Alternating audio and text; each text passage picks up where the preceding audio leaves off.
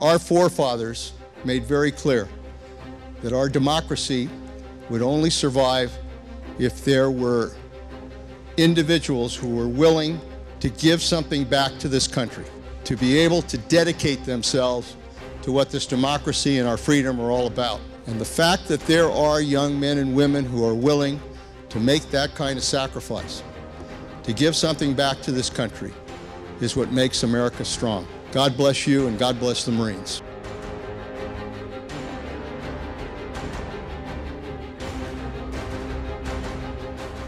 Since our first call to duty 237 years ago, Marines have established a reputation as bold innovators and elite warriors, anchored by our sense of honor and love of country.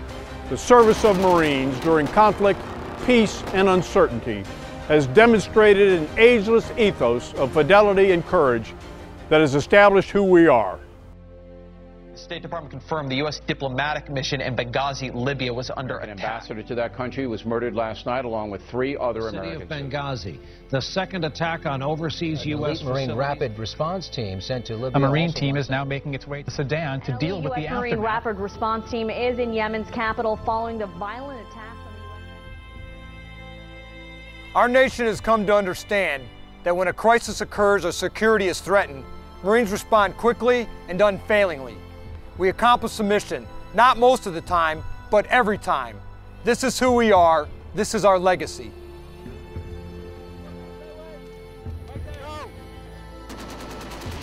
Responding to crisis with the same tenacity of today's United States Marines, the Leathernecks of our greatest generation answered the clarion call 70 years ago.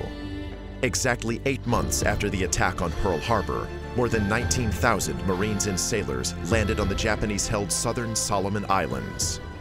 The ensuing battle for Guadalcanal would begin a hard-fought and epic 6-month campaign that would mark a turning point in the Second World War. Guadalcanal was probably one of the most important battles to really occur during World War II. It was the very first ground offensive that was going to be conducted against the Imperial Empire of Japan. The most important thing about Guadalcanal was it really did turn back the tide. Naval parity against the Japanese had been achieved at the pivotal battles of Coral Sea and at Midway. At the time the battle for Guadalcanal and Tulagi began, Japanese forces in the Pacific remained strong, capable, and confident of victory. At the same time, U.S. forces were still in a vulnerable state, having suffered tremendous casualties in the 8 months since Pearl Harbor. In the late summer of 1942, upon learning Japanese forces were building an airfield in the southern Solomons, the U.S. Joint Chiefs of Staff made the decision to seize the key islands of Guadalcanal and Tulagi. Although newly arrived in the Pacific, the 1st Marine Division, under the command of Major General Alexander Vandegrift, was selected to make the critical landings. Henderson Field was essential. It was an unsinkable flat top. Without it, we had no air defense at all. During 1 week in late August and early September alone, some 5,000 Imperial troops landed and were thrown against the Marines' defensive perimeter. The constant attacks tested resolve, but the line was held. Marines endured not only relentless attacks from the Japanese, but also malaria, dysentery, short supplies, and the harsh tropical climate of the South Pacific. And then the natives came in and told us that a couple thousand Japanese had landed at Tasamboko. Edson asked permission to go, and we destroyed Kawaguchi, destroyed his rear echelon. We captured his heavy weapons, and we captured all of his food stuff. We were ordered back to amphibious area where Vandegrift had his headquarters. Edson wanted to stay and tackle the tail end of Kawaguchi's brigade that was headed up toward Henderson Field. Here at Alligator Creek, at Bloody Ridge, the Matanikaw River, and in the skies over Guadalcanal, combat legends like Lou Diamond, Merritt Red Mike Edson, John Basilone, Mitchell Page, and Harold Bauer demonstrated the grit and tenacity for which Leathernecks are known. The Marines taught us to be men, really. We were young boys, and they taught us to be men and to work with each other, to accept the hardships with each other, and also any glory that there might be or anything like that. It was a tremendous help. The total cost of the Guadalcanal campaign was high. On the ground, almost 1,600 officers and men were killed. 1,152 of them were United States Marines. The wounded numbered almost 5,000. The Japanese, in turn, lost close to 25,000 men on Guadalcanal to combat illness, wounds, and starvation. As significant as the physical destruction of Japanese forces by a combined arms team was, the Guadalcanal campaign was also a psychological victory for the American public. On a level playing field, the best forces of the Japanese Empire had been defeated. As we pay homage to that victory of 70 years ago, we reflect on the personal courage and sacrifice of those who fought on Guadalcanal. Now memorialized with humble headstones and name inscriptions like these here at the American Cemetery in the Philippines, we honor and remember those who gave so much. Guadalcanal was their last offensive action. After Guadalcanal, the Japanese were on the defensive throughout the Pacific.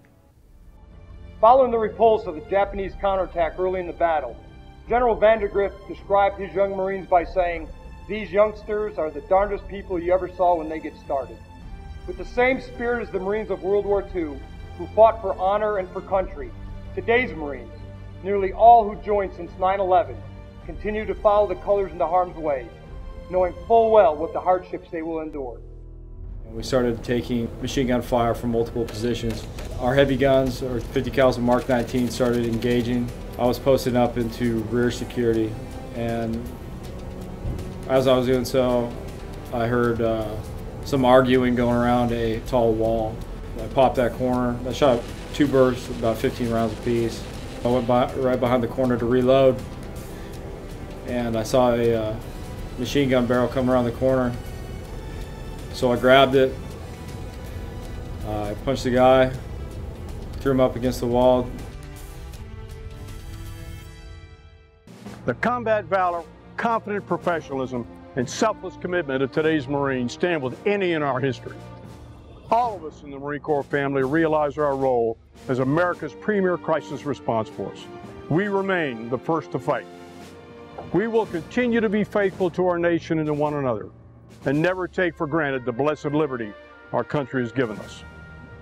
My service, I feel, is dedicated to those young Marines, the ones that are really putting their lives out there on the line.